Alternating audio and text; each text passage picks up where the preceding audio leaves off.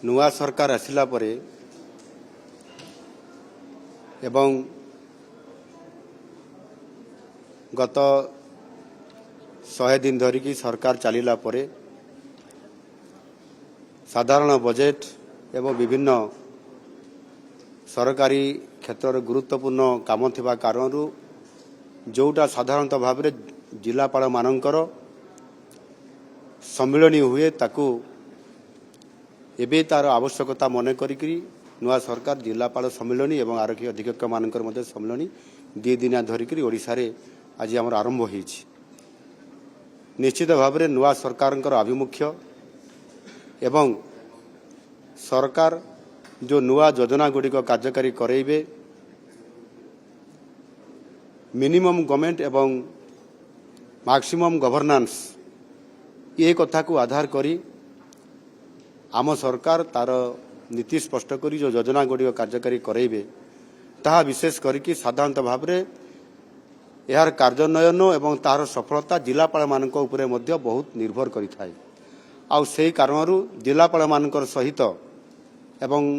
वरिष्ठ अधिकारी मानकर सहित शासन एवं प्रशासन सहित जदि मिलित उद्यम यहाकू करा जिवो ताहले ताहा सरकारंकर योजना सफल हो पार लोक मैंने न्याय पारिपारे एवं प्रदेशर विकास प्रभुत हम एवं आर्थिक क्षेत्र में तार डेवलपमेंट हो पार या आधार करी आज जिलापाल सम्मिलनी रे तांकर सहित एकाठी रहिबा 2 दिन धरिकी एवं ताहा सहित मध्य जिला स्तर रे विभिन्न समस्या गुड़िक सामना को आनिबा नूतन भाव में एक जिला स्तर में मध्य विभिन्न योजना करा जाई पारे ताहु कार्यक्रम करिया पाई प्रस्ताव देवा पाई एवं मिलित प्रयास रे काम करिया पाई तांकु आज आम सरकार प्रयास आरंभ करिसंती एवं मु निश्चित भाव में आशावादी अछि आम सरकारी अधिकारी माने दक्ष अधिकारी हिसाब रे काम करूछंती किंतु नुआ सरकार रो जो आमर दिशा अछि नुआ सरकार रो जो आमर आभिमुख्य अछि नुआ सरकार जो योजना गुड़िक अच्छी ता किभली भाव में तल स्तर में इम्प्लीमेंटेशन हो पार विशेष करिकी जो माने आदिवासी अछंती जो माने दलित अछंती जो माने पछुआ वर्गर अछंती जो माने समाजर अंतर्देय चरण में अछंती समान को चिन्हट करिकी समानकर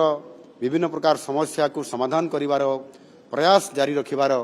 बड़ आभिमुख्य जोटा जिलापाल मानकर द्वारा संभव हो पार ताकू कार्यकारी करया पाई आज ये सम्मेलन महत्व उद्देश्य आम सरकार तांको पाखरे रखिछंती। मु आशा करी निश्चित भाव में आमर ये जिलापाल जो सम्मेलन अच्छी ताहा सफल हब।